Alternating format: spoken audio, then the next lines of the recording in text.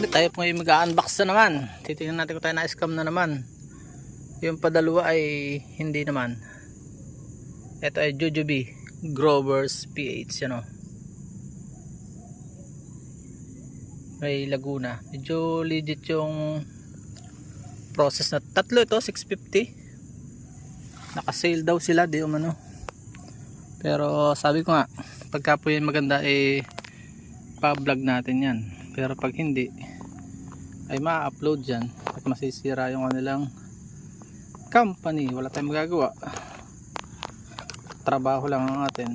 Tayo ay nagmamalasakit sa ating mga kababayan para wag maloko. Marami naluloko po kasi sa page, sa mga Facebook. Ang ating tungkulin ay hindi lang basta kumita, kundi makapag ano din sa ating mga kababayan. So gamit tayong gunting, makapag-inform din sa ating mga kababayan na mag-ingat. Yung aking variegated guava, legit. Pero ano siya, nagre-revive pa. Yun ang kalimitang problem ng mga online order. Sabi ko nga hindi, sa inyo, hindi ako takot ma-scam dahil sanay na. What if scam, what if hindi. O yun, may dahon, so buhay. Ang question lang dito kung ito nga ba ay Jujube nga, na mahilig lang po ako mag-venture sa mga bagong halaman. Yan o, meron pang gloves, may gloves na libre. Paano kaya nila pinagkasya ito? So yun o, ang galing napakahanga ako sa galing ng packaging nila. Malambot ito pero napakadali daw bumunga. Yan. Hopefully Jujube kang at ako'y baka majujube. Yan, bali-bali ng dahon. Yan ang problem ng packaging ng malalayo. Laguna pa ito galing May mga iba't ibang variety daw ito. Ito yung Thai variety, Thai.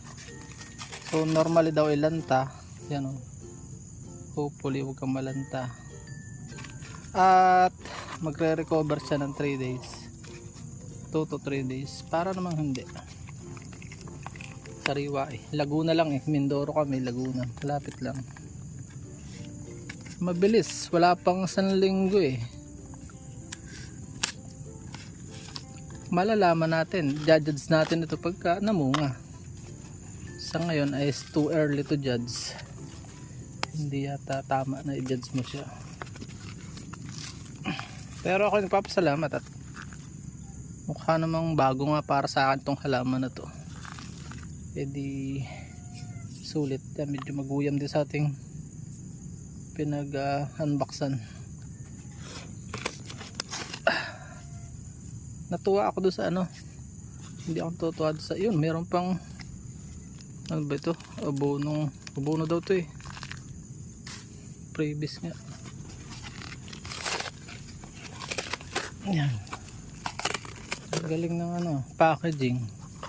Tatlo ito, sabi ko ay ibahin yung variety ng isa. Hopefully na yun, nabunot na siya. Hopefully magkakaiba nga siya ng variety. 2 Thai at isang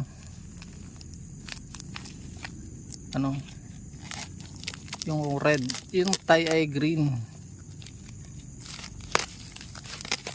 Yan. Kaya ito may basahan pa ang galing ng packaging talaga. Yan ang parang hindi ko kaya sa pag-online. Ang hirap. Malaki din sakripisyo po nila.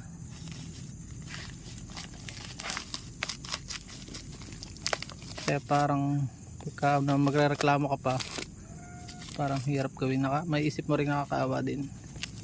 Pero pag mga scammer talaga nakakagalit. Nabawi lang ako sa video. Mukha naman siyang legit. Mga ka-agree yan maliliit nga pala siya. Problema kung paano ko siya huhubuin. 3 lilito.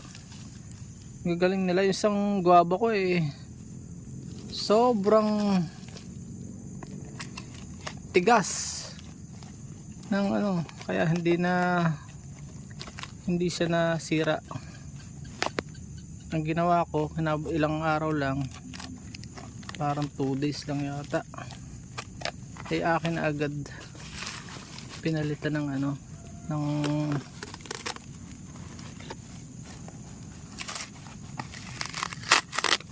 dahan-dahan talaga. Medyo maliit pa lang, malambot siyang puro. Yung mga nakikita ko sa video maliit lang talaga eh.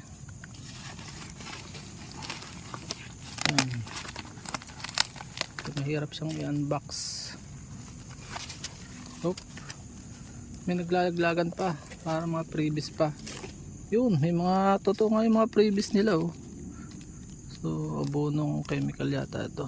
May seeds pa, vegetable seeds. So yung nakalagay ng mga previous naman sa maganda. Hopefully wag siyang ang galing ng packaging na pagkasya niya yung tatlo doon sa tapos may previous. Ay salamat po, salamat sa seller, at mukhang legit naman to. Ulitin ko po, magkakaalaman siya kapag bumunga. Mahirap i-judge sa ngayon. Yung isa ko nga nabili, red pomelo, sabi ng ibang nakakaalam, mukha naman nga red. Magkakahiwala yung plastic binawasan yung plastic para wag ma-stress. Magaan pati sa shipping para siyang malunggay ang itsura na parang kakawati. Magkaalaman na lang po bukas, so pwede na itong diligin at patunugan muna din sa isang lugar. Papahingahin ko muna, lalagyan ko muna ng na taktak na yung lupa. Lalagyan ko muna siya ng lupa and then didiligan ng konti para ma-revive. Kung kayo po yung napagpala sa video ito, ano pang hinihintay nyo? I-share nyo na po ito para sama-sama po tayong matuto at umasenso. Please support all Filipino vloggers. Pakita natin sa budol kakasal live Filipino. Paalam and God bless. Paalam po muna at masakit na aking kamay ko, nakakagat na ang guyam. Bye bye po, God bless po. At dyan po nagtatapos ang munti natin vlog. Kung kayo po napagpala at mahilig kayo sa ganitong klase mga upload, please consider subscribing and hitting the bell icon so that you'll get notification sa mga upcoming namin videos. Magkita-kits po tayo sa susunod natin mga vlog. Paalam and God bless. Bye bye po muna.